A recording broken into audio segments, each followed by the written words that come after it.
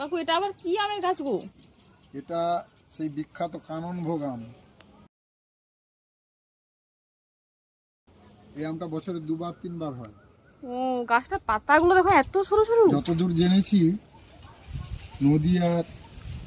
নদিয়ার থেকে আনা হয়েছে চারাটা। কাননভোগ বিখ্যাত আম, 12 মাসি আমের মধ্যে খুবই ভালো আম, সাইজও ভালো হয়।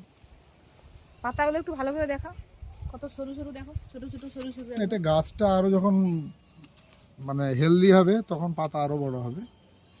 এখন এটা 1 বছরের কম বয়স, তো